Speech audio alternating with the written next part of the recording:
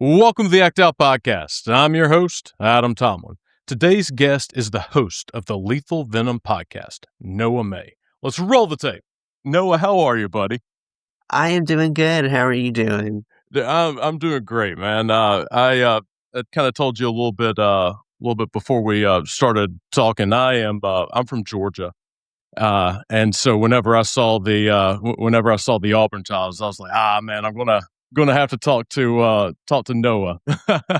Yeah, I am Alabama born and raised here.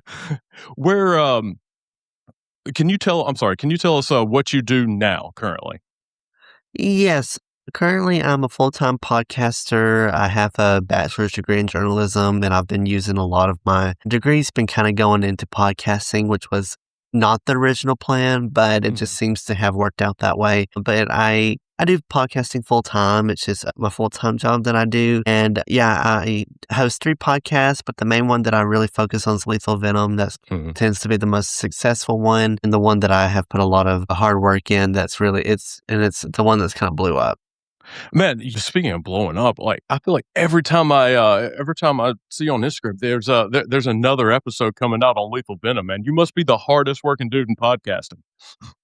There's a way more other people that work way harder than I do, so I wouldn't consider myself hardworking, but I try to pump out as many episodes as I can. You know, it kind of gets too stressful at times where you're just like, oh, I don't know if I can handle all this. So I try my best to get as many episodes as I can out. Do you have like do you have a set schedule where you release like every Monday, Wednesday, Friday or anything like that? Or is it just kind of whenever you can get them done? I don't really have a schedule because I think if I did that, would put a little bit more pressure on me. It pretty much ranges weekly. I do at least post at least one episode a week is kind of my goal. Sometimes I can post multiple episodes in a day, and then sometimes I might post one and then not post for 2 days, and then one comes out 2 days later. So I don't really have a set schedule. It kind of gets a little too nerve-wracking, and it kind of just gets a little too overwhelming for me. Definitely get that. My wife helps me out behind the scenes. So if it weren't for her, like I think there probably would have been maybe one episode of the Act Out Podcast, and then it would be over and done with. But you said that you studied journalism at Auburn. What was what was the game plan whenever whenever you're in school? What were you going to graduate? And what was your plan? So the original plan was I wanted to go into more of the entertainment side of journalism. I didn't want to do the kind of the news route, news station reporter or anything like that. After I took a few classes at Auburn, I kind of learned that was just not what I wanted to do because of just kind of some of the behind the scenes and the assignments that we had to do for the classes was just like, it was all one man show. And I thought, I don't think I will like this. So And now you do podcasting. Yeah, well, it's a little bit different. I don't have to worry I didn't mean to about. interrupt you. You're fine. It's not like setting up a camera. Like this is kind of how they did it. I think for most news stations, what I generally thought was you would have the main reporter and you would have a camera guy with you, kind of a 2, maybe 3-man show. We didn't do that necessarily. We did more of like solo things. So I had to set up the camera, I had to put the microphones on, and I had to do all the work. And it was just not a fun thing I personally didn't like that because it took too much time. And it was too stressful because you had to get everything done. And it was just weird to have kind of like, you're setting up and they're waiting for you to get set up and so I was sitting and waiting. And so I was like, I don't think I won't like doing this. So I decided to just do the more entertainment route where it was kind of more radio interview style journalism that I would do. And so the plan after graduation was to work at a radio station, but I thought if I can work at a news station and just get that experience behind the scenes, I'm fine with that as well. Coming to find out, trying to get a job as soon as you graduate was difficult. Every job that I had gone to wanted experience. And of course, I did not have the experience. Mm-hmm. So it was just kind of a losing battle of trying to get a job with no experience. And it just didn't work out. But podcasting for me was kind of a saving grace. I didn't know really podcasting could be a form of journalism. I didn't really think that. And so when I was looking up, it's like, a lot of the skills that I had learned had gone into podcasting, like interview style, having more kind of like the writing scripts kind of. And there was just a lot of aspects from the classes I took at Auburn that kind of went into podcasting. So it eventually went out in the end, but podcasting was kind of like, was going to be more of a hobby than a job at this point. But I'm real happy of how it turned out. Yeah, man. I mean, I would say so. It seems like you kind of like, podcasting is a pretty natural segue from the journalism and doing the radio, and you get the entertainment aspect of it, and it seems like you get to share your voice, which is that something that you've always like wanted to do? I was always shy growing up. So when people even heard that I was going into journalism, they were like, "You go into journalism?" It was just a lot of people were a little skeptic about it because of just how shy I was and how I just was always kept to myself. And they're like, "You're wanting to go into a career where you're going to be out and like your voice will be out in public and you're going to talk to a whole bunch of people." So it was just a thing. And I thought, well, yeah, but I also was really shy. It actually helped me break out of my shyness a lot now. I can kind of talk to people a little bit more better. Have moments where shyness comes in, but being able to have my voice kind of heard was beneficial since growing up, no one ever wanted to hear what I had to say at all. So I was very happy to finally have my voice heard and have a podcast where people could listen and feel heard and listened to. Something that you said really stuck out to me, and that was that like growing up, you didn't feel like people wanted to hear what you had to say. Was that like peers? Yeah, it was more my classmates that I went to school with. My whole class was just really jerks to me. They were bullies towards me and everything. Yeah, anytime I tried to say something, it was kind of like that thing of, is someone talking? Do I hear a noise? That's literally how they kind of acted towards me, and that's kind of how they treated me. And so that's kind of where a lot of my shyness comes from was, well, they're not going to hear what I have to say, and they're not going to listen to what I have to basically have an opinion on. So I felt very ghosted by my classmates, and the only people that I really had in my life that really listened to me at the time were my parents. They were the big supporters and main support system that I had. And so other than them, if I didn't have them, no one would have heard what I had to say. So being able to have a podcast now that has listeners and has people listening and tuning in, it just feels it's odd for me to have that sensation because growing up, I didn't have that prior. So it feels real nice to finally be able to have people listen to what I have to say. It just feels real good. Man, first of all, I'm really sorry that you had to go through something like that. Like, no kid deserves to feel like like no one wants to hear them in the first place. But whenever you go through a situation like that, there's sort of two different routes that you can take. You can kind of make it harden you and make you jaded, cynical, and you kind of turn into a bully, and then you try to destroy people, or you take that and kind of have, I guess, some empathy for other people and be like, I felt that way. I don't want anyone else to feel that way, and then go that other route. What makes you think that you went the route of like, I want to, I want to be a difference. I want to make sure that no one has to go through what I just did. I think that it's something secretly that a lot of people have gone through that they never get that chance to really open up and share what they have gone through and experienced. So I wanted to be kind of the spokesperson for those people that are silenced by even family members, from friends, other family, just everyone in general. I just wanted to have a voice and have people see people that you do not have to stay silent, that you can open up and you can talk to and share your opinions, that someone out there will listen and that they will find they'll be happy to listen to what you have to say, and they won't judge you. They won't tell you that what you're saying is complete and utter crap. It's just that you have a voice that needs to be heard. Mm. And I've heard a lot of people too in the past, and since I've been vocal, a lot of the friends that I have now have really praised me for being so open and honest. I even have had some of my immediate friends too, I met in college, have said that, I've seen a huge change in you from being so timid and just really kept to yourself to now you're open up and you're less shy now. You're more vocal about your opinions.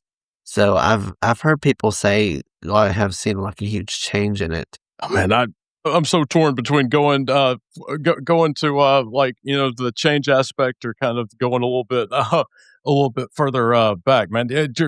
Your story is just you just got too much to you, man. So whenever you make that decision of like, I'm going to do, excuse me, I'm going to study journalism. I want my voice heard.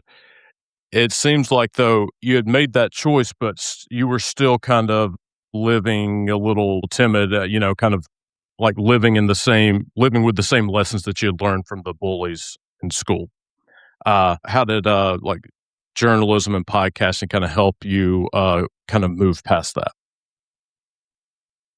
They both helped me kind of break out of my shell. I knew that when I went into this field, I knew that the shyness had to be broken. I knew that I can't be shy to be in this field. I was real passionate about it. I was real like, okay, I had to really tell myself, okay, look, you are going into a field where you're going to have to be on camera. You're going to have to talk to strangers. You're going to have to talk to just regular everyday people that you'd never met. You can't be shy when you're doing this. And it took it took some time to get used to, but when I finally did, it just broke through and it just really shined too. I went from basically only talking to people that were in my immediate circle to opening up and having more friends online, as friends kind of add me and talk to me as friends on Snapchat and all these places. I would actually talk to a lot more random people that were outside of my immediate circle and outside of my people that lived in my hometown. It was just a lot of baby steps that I had to do. I started speaking up a little bit more in classes in college too, of like raise my hand, try to be a part of the conversation. So there was just baby steps that I took to help better myself and help kind of break out of that shyness. It wasn't easy at times, but it really did work out in the end, and I'm really proud of the progress that I made. It takes so much courage to take that very first step, because your brain can come up with a billion different reasons why you should wait until tomorrow. How did you get over that? After I kind of graduated from college or high school, I was right in the middle. It was right when the pandemic had started. I was a COVID child. So I was, of course, we didn't have the typical graduation thing that most seniors probably get to experience or had experienced. A lot of my friends that I had throughout high school kind of just dumped me after graduation. They were just tossed me out, and I got very lonely during that time, and I was tired of being by myself. So I kind of just added people off on social media of like, well, let me just add random people to see if there's any change in anything. And slowly enough, I met some good people and some people that treated me like trash too, that I just had to let go. But it took some time, but once I was able to finally get to that point of being open and honest with people and be able to meet new people, it just came real natural to me. So that was kind of the starting point of breaking out of my shyness, was opening out, reaching out to other people that I had never met and just trying to have a conversation with them to be friends. So that helped a lot with my shyness and has really made it easy for me to be able to be open and honest with people. I mean, just listening to your story, it seems like you were almost destined to be a podcaster. Because what was that? What was the step? It was reaching out to a stranger and being able to have a conversation with one. And for someone who had, I guess, such a hard time feeling like they wanted to be heard, by like their neighbors, or like the Mm, people that are supposed to be closest to you, right. to kind of not get that. But then there's but then there's the stranger is like, hey Noah, how are you, buddy? Hopefully that was a like a powerful enough moment where you're like, you know what, I can move forward. Yeah, and it felt good to be able to have, like, friends that actually talk to me every day, that just didn't leave me in the dust and kinda left me in dirt to be stepped on or ran over with a car. It was just like it just felt really captivating to me. It made me kinda my mood better. Oh yeah, man, I'm sure. That to be able to find a community, that's one of Mhm, the like core things that a human is just like programmed to do. And so that's actually something that I've noticed a lot, like in talking with different folks, is it's having there's a common theme of having a very hard time of finding your tribe or finding your sense of community.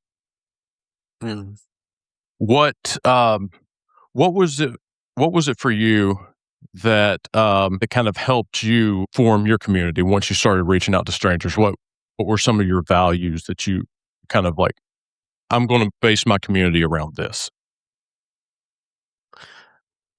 That's a good question. I think for me, it was just kind of honesty, really. At that point, I had been suffering from mental health for so many years, and I kind of wanted it to be stemmed off of mental health things, to be honest. I kind of Mhm. wanted it to be a way for people that if they experienced any mental health issues that they could open up. And I was kind of like the therapist, kind of how I was kind of like my own therapist. I was doing it for free of, having people say that if you need someone to talk to, you have a place here. That was kind of the steps that I took at first to kind of benefit from that. And that's kinda how I met a lot of friends that had similar backstories as me that were pretty much quiet, and they suffered from really severe mental health issues at the time, and no one really ever had their attention or gave them a lot of day to talk, and so that's kinda how I made my community was open, honest opinions that you wouldn't be judged for, that you would be able to share it and not get ridiculed for what you're about to say. That's kind of how I stemmed my community around, and I really grew and kind of was really, really popular at the time. Yeah, man, I can imagine. So it sounds like those sound like great ideals and great values for any community, and I'm just blown away that like you could have gone through what you did, but then you still you somehow still made the best of it and really grew from it. Excuse me. You had said something earlier about struggling with some mental health issues. Have you had to go to therapy?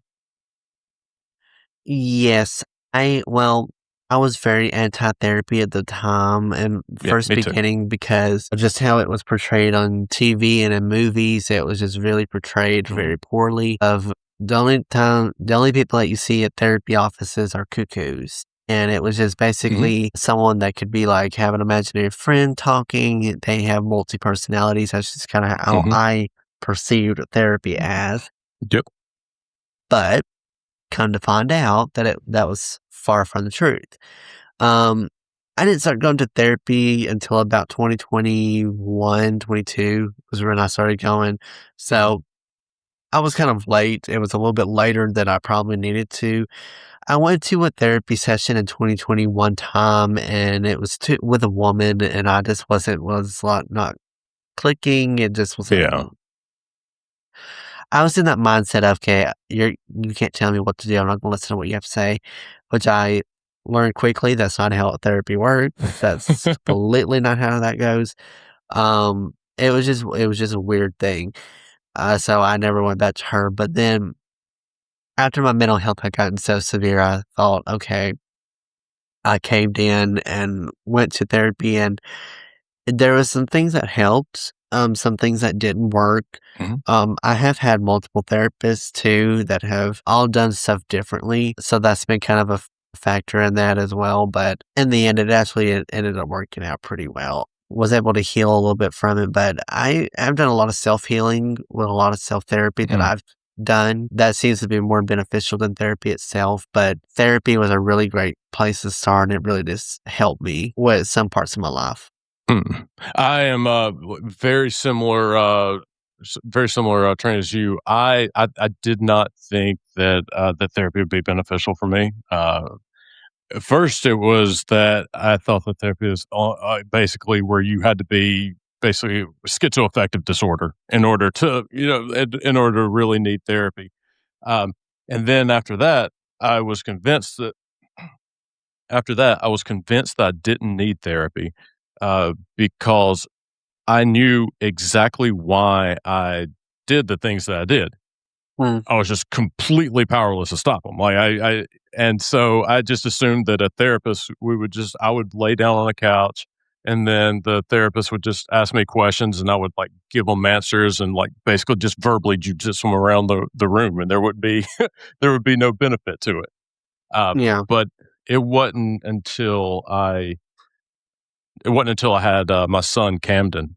He'll be 3 in March. Whenever he was born, I realized that there were patterns that I was going to repeat from my childhood, and I was absolutely powerless to stop those.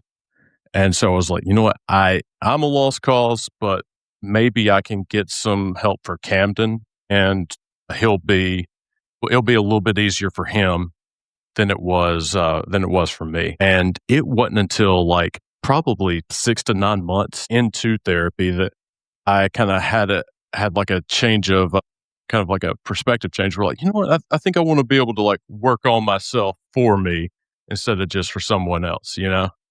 Yeah. What you had said that you had done some self healing, and that was more beneficial than actual therapy. Can you kind of get a little bit in the into your self healing journey? Yeah, a lot of things that really helped for me was the podcast. Actually, was a lot of when I first started doing the podcast. This was before I got on Podmatch, and this was kind of before I started doing interviews. I did a lot of solo episodes at first, and this was talking about my mental health. I even did an episode about my classmates and just how they treated me. And after I did that episode, I just felt so heard. I just felt like a huge weight got lifted off my shoulders because I had so much built up anger and hatred towards them of how badly they treated me, that it felt really good. I thought, and I had been to therapy so many times at this point, and even was at a psychiatrist at the point. I thought this was the most beneficial thing I've ever received from even all the therapy sessions. This was like the biggest thing that kind of got a lot of my anger out. I felt just so much relief after that. I felt so much happier. I was just like, oh my God, that feels so good to really be able to finally say my honest opinion about them and have the truth out there. And then there were some other things that I had shared too that Is that where really, Lethal Venom comes from? The name Lethal Venom? From that feeling? You sandbag it. I love it. Okay. Okay. So as you were saying that, I was like, Lethal Venom, of course.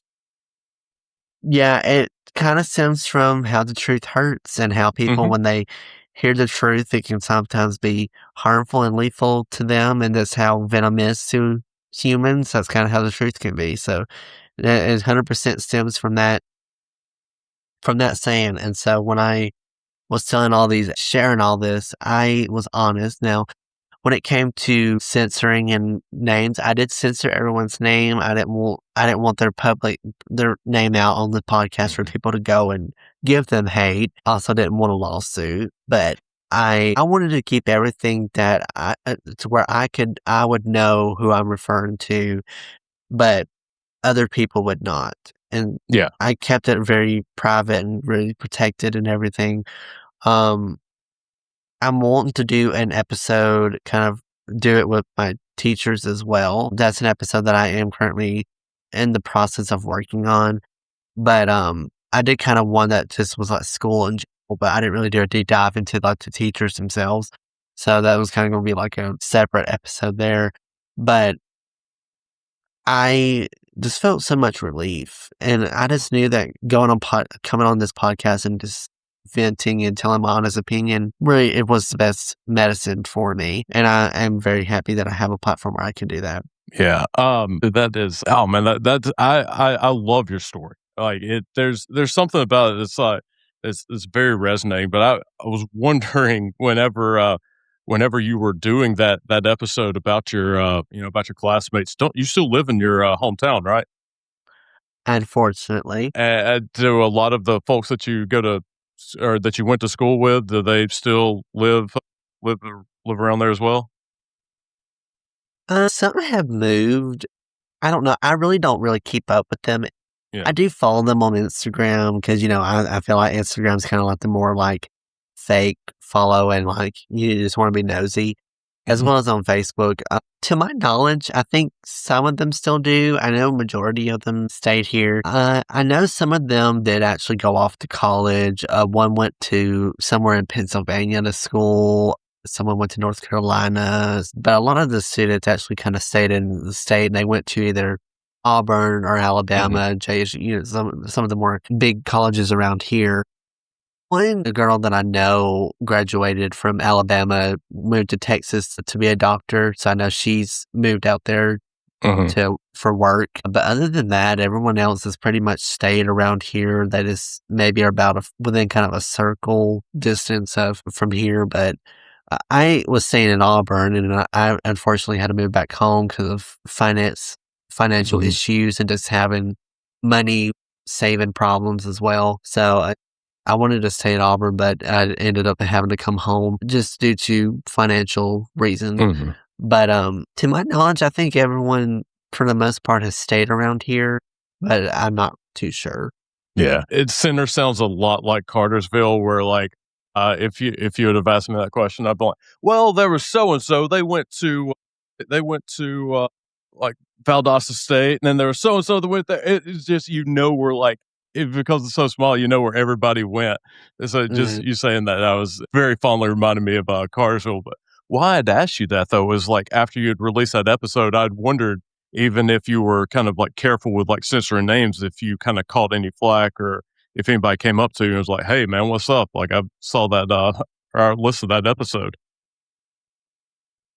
That's a really good question. Personally, have not received any messages from anyone in particular that has said, "Was this directed at me?" Or I've not had anyone that said, "Was this directed at so and so?" I'm still waiting for that moment because I know that it's going to probably happen sometime down the line.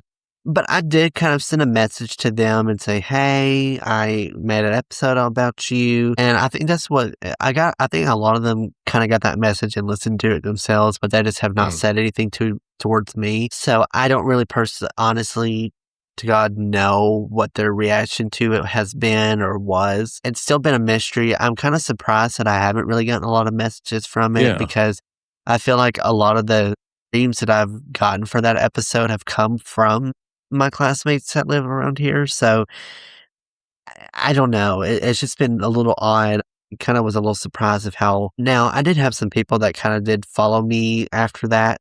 I think because once they learned that their name could have been possibly mentioned, I think they did text me about prior to it coming out of like, did you talk bad about me? And I just said, you just have to listen to it. But since the release, I've really heard nothing. It's just big crickets, really. So Mm. Yeah, I was I I don't was know. wondering about that, like because if if someone came up to me and was like, you know, there were things that you did that like that really hurt me. I would I would want to know now so that, I could try to apologize. But I think pre-therapy, if someone, came up to me and was like, you contributed to, to this, like, experience that I had," I don't think my ego would have been able to handle that. And, I think I probably would have been very defensive and either, like, gaslight you or tell you to toughen up or something. I think, like, wouldn't be it would have absolutely nothing to do with you. It's totally just on Mhm. on the insecurities that they have, which Yeah, it's just weird to think that, how the second that I would say, "Oh, by the way, I made an episode about you," that it's been so quiet.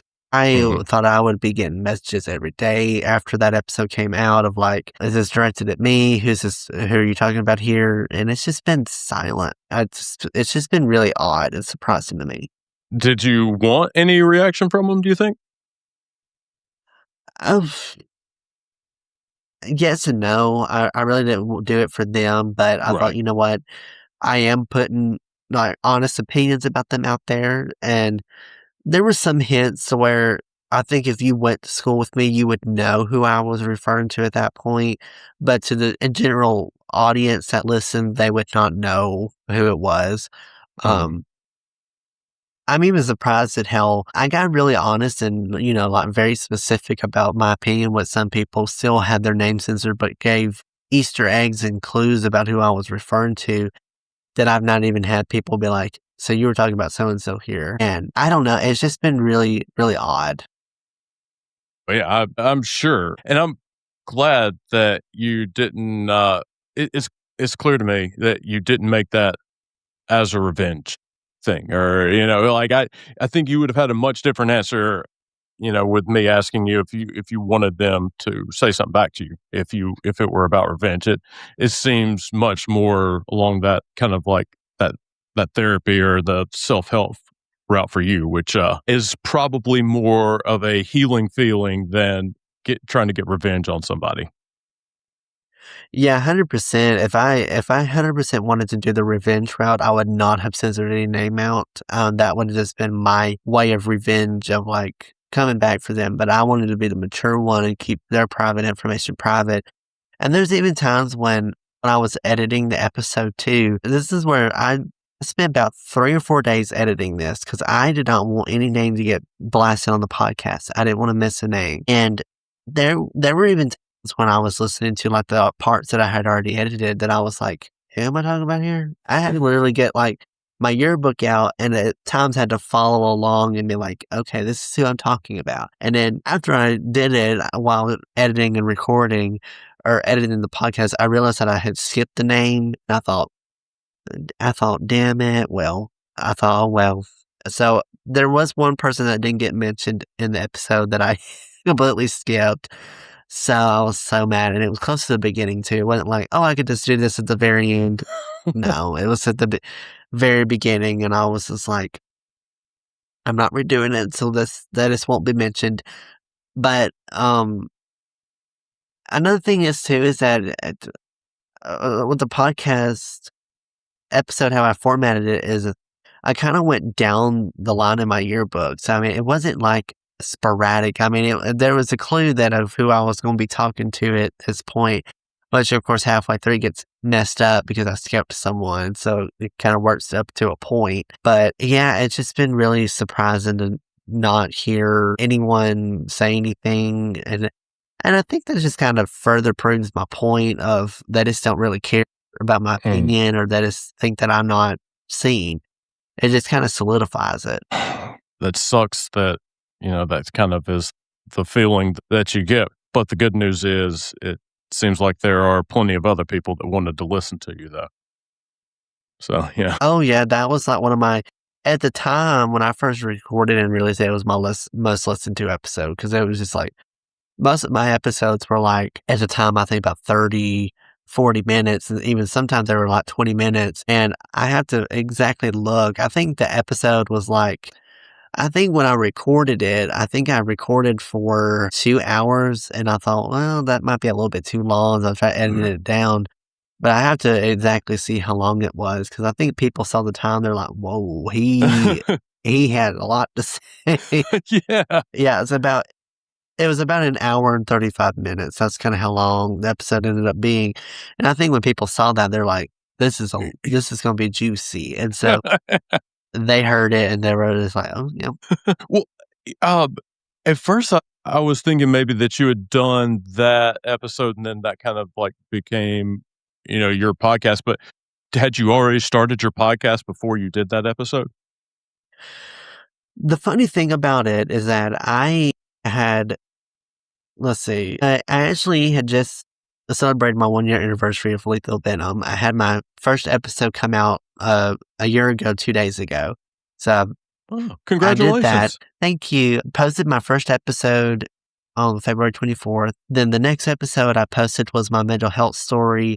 And then the third one that I did was my dating experience and kind of just my dating world. And then the fourth one was the Classmates. So I was very freshly new Mhm. at podcasting. This was kind of even before 5 episodes were done. So this was a very early on episode that I did. This is when more of my solo episodes came to be, and kind of how I started doing my solo journey before I got into interviews and Podmatch. And so that technically you could consider it being before it blew up, essentially. But that was kind of one of my early episodes, and I was really proud of how it turned out. What made you decide to start doing the interview route instead of just doing the solo? It's kind of a funny story.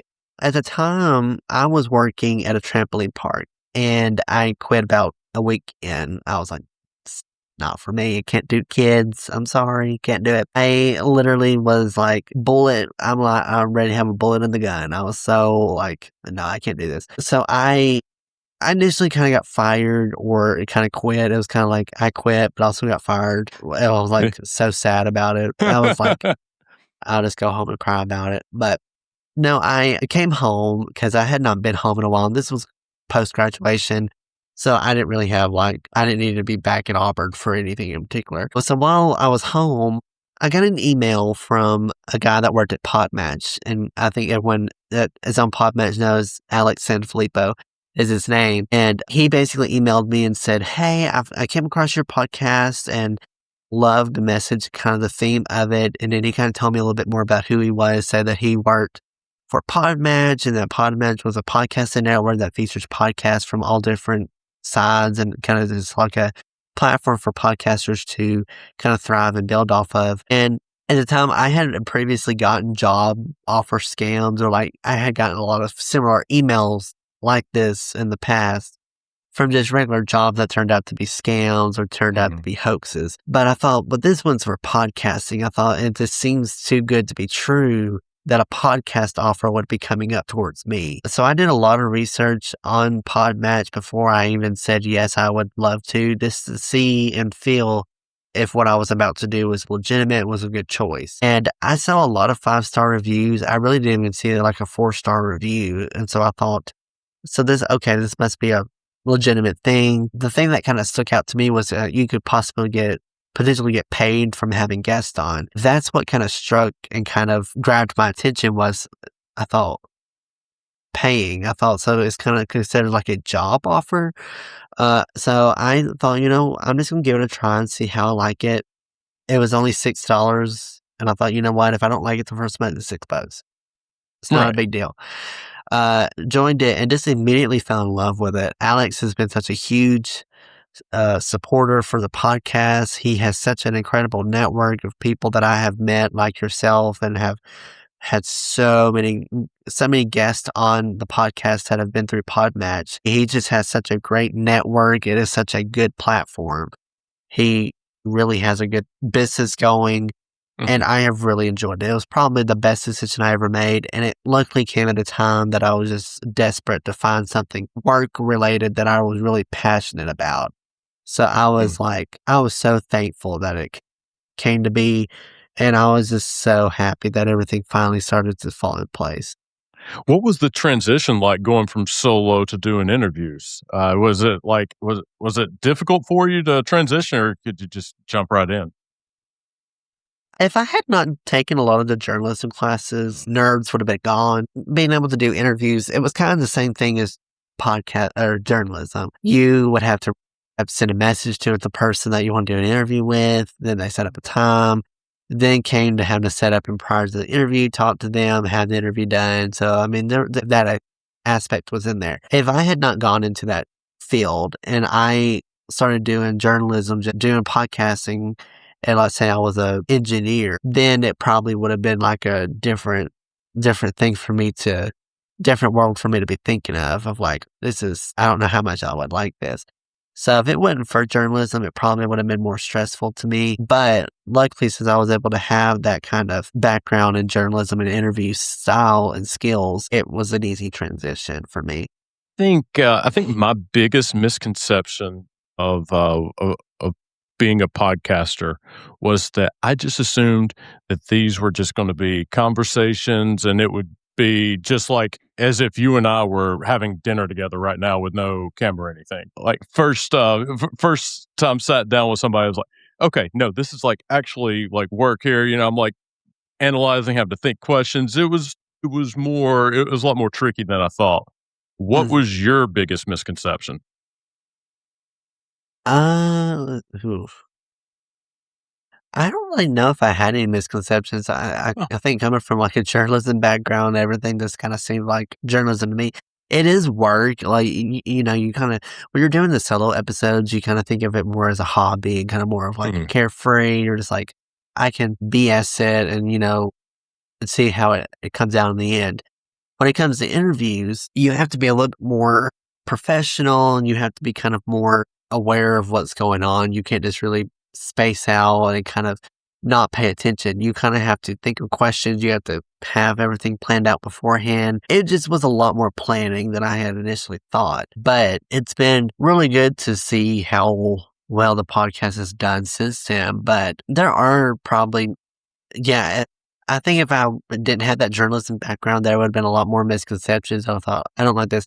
I think a lot of people tend to also come on the podcast like in interviews in top clothes. They come on with suits and ties. Some people come on with work dresses on, and it makes me look like a slob because I literally have come on the podcast with a white t-shirt on, with a V-neck to kind of go all the way down here, and I just look like a complete slob. And that was kind of a misconception that I got, was that, I thought people just dress casual for interviews. No, some actually do dress up. I'm just like,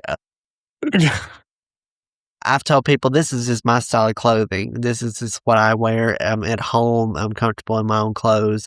You only get to see me from the chest up, so it doesn't really matter what I have on. But well, that's kind of a big misconception I guess would have, is that people actually kind of dress up for these interviews. your podcast is very much rooted in authenticity. So I think it would be disingenuous of you to be wearing a 3-piece suit right now. It would just, whereas if you were hosting your podcast, it just there'd be a little bit of a disconnect there. Yeah, I think it would be a little bit more stressful and more like firm. Mhm. I've come on podcasts too that even before I started doing the video aspect of podcasting, I can have a guest come on that says it's this video, and they're like, I said, it's just audio. And they're like, they kind of like, then they take clothes off. I've had men take their suits off to get more comfortable on the thing. And I'm just like, okay, I thought we were having a strip show right now. It's like, I can't take no more of my clothes off. But they got more comfortable, I think, when they heard audio. They didn't have to worry about physical appearance. They didn't have to portray themselves on camera. Which, even if it was, I don't care if you get comfortable. I mean, you see me in this kind of shirt and this kind of clothing. It's a laid back show. I'm not strict. I'm not wearing a 3-piece suit and jacket, tie, button up shirt or anything like that. My hair's not styled with mousse in it to have more of that more professional appearance. Literally, I have come on podcasts with my hair sticking up. It's like, I look like I come over here like a slob, and I love doing that because it makes people, I think, even when they see that, they're like, oh. They're like, okay. To me, it would put me at ease. Like I think I would be like, if I had never been on a podcast before, I think I would be kind of expecting I'd probably be in my Sunday best and like, all right, here comes the host, and then I'd see oh, okay, never, I'm going to be able to be me. I think that whenever you're yourself, it gives whoever you're with permission to be themselves as well. Yeah, and that's I've told people, I said, be open and honest. I mean, be yourself. Don't pretend to portray an image that you're not known for. This is a podcast where you can be your true self and not have ridicule or any backlash from it. I'm not going to make fun of you for your honesty of about your beliefs and things. This is your time to share your opinion and be your true self. Mm. And a lot of people really loved that. They have just really come out of the woodwork and has been like, I appreciate that so much of being able to finally talk about what I want to talk about. And it just feels real validating to know that there is a podcast out there for them that is just like that, where they can be their true selves and that they can open up and be honest with themselves. Is there an episode or two that you're like most proud of? Oh, absolutely. Last year during my first season, there was a lady that I had interviewed. Her name was Adrienne Caldwell. She's on Podmatch as well.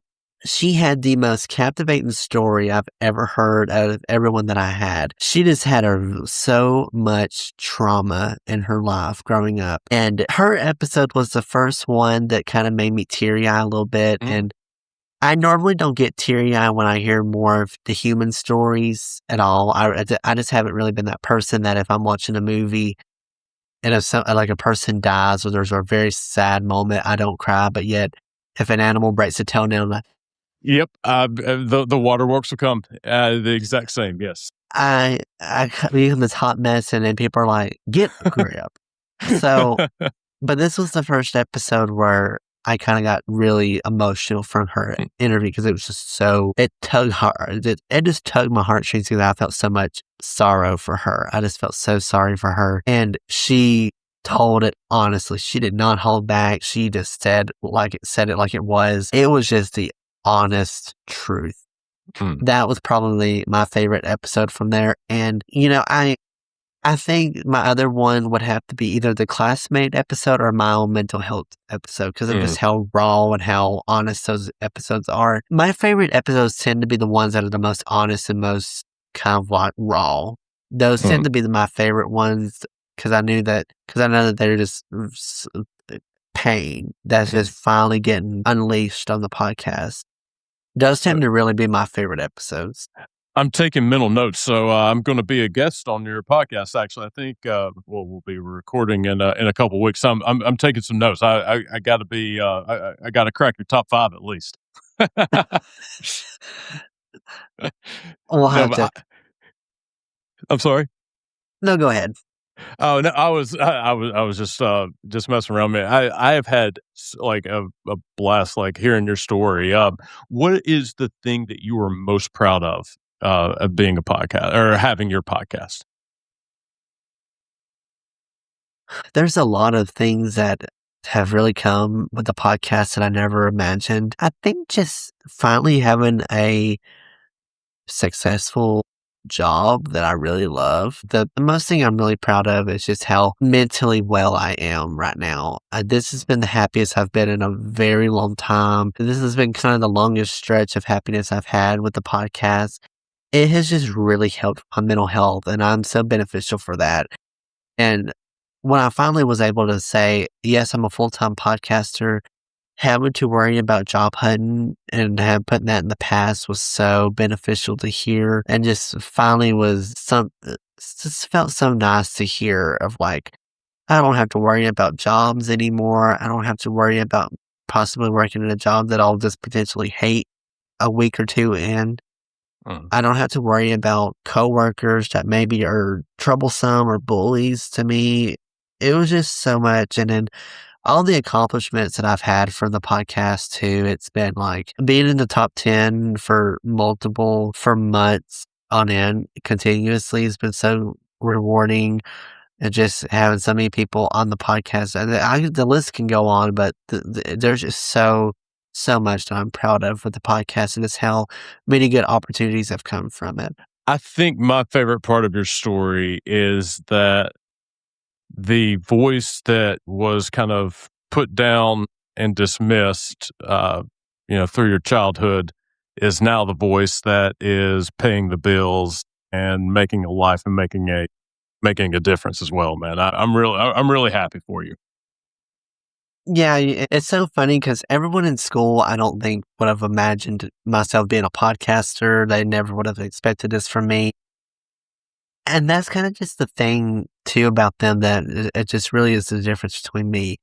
I was real focused on my school studies, and this has just been the difference between high school peers and college peers. A lot of the people that I went to Auburn with that were in a lot of my journalism classes, they have so much success in their lives. I mean, I know them. I had one girl that was in my classes that moved to the Midwest to work in a news station out there. She got a job offer from them of wanting to come out there to work. I've had other people that work with, I think with the school itself. I mean, they have more professional career milestones than the personal stuff. Like, the only things I've ever really seen from my classmates have been pregnancies and marriages, weddings, all before 24. I'm just like, okay. So I see it that a lot of my classmates stayed in the bedroom a lot during that time, but there's just a line between like who I was originally hanging out with versus who I ended up hanging around with. And I was kind of fit with the college peers too. I worked hard. I was a full-time college student. I mean, there was a year that I did spring, summer, and fall for classes. So from January literally to December, I was doing classes every day. I think in total, I had like a month break just to be able to graduate on time. I graduated like a semester late because it was something that happened at my community college that we won't get into today because I'm mentally well today. But they basically screwed up with my classes, long story short, classroom or like class error that they did.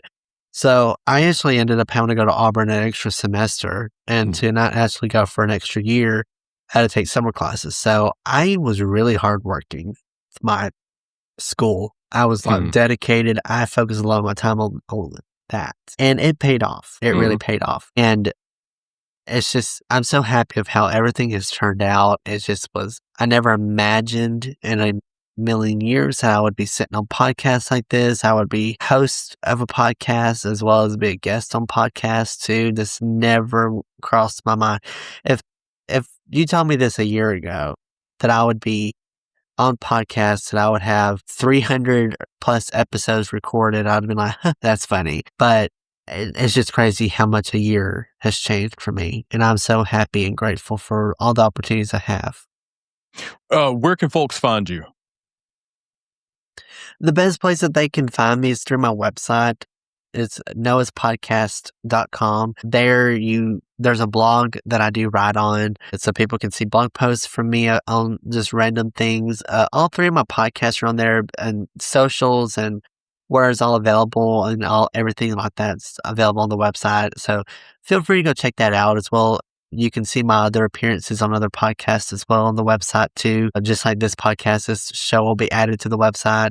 So when it comes out, you'll be able to have a clickable link on there to take us right to the episode. So there's a lot of things on the podcast and on the website to check out. For socials, to follow me personally, you can follow the podcast on Instagram and TikTok at Lethal Venom Podcast, and Facebook, Twitter, and YouTube, it's at Noah's Podcast. And you can connect with me on LinkedIn as well. It's my first and last name, Noah May. Person with a mascot of a tiger, that's me. If you see Wiggle. Yeah, if you see a tiger mascot beside me, that's me. So that's easy to find. Or if you see someone's hand dumped in like a big bowl of water, that's me as well. So feel free, but all these links and everything's on the website. The link to your website will be in the description of this episode, so folks can check you out. But not until this episode's finished, guys. Noah, man, I am so thankful that you sat down with me today, and I'm really excited to sit down with you in a couple of weeks, I think.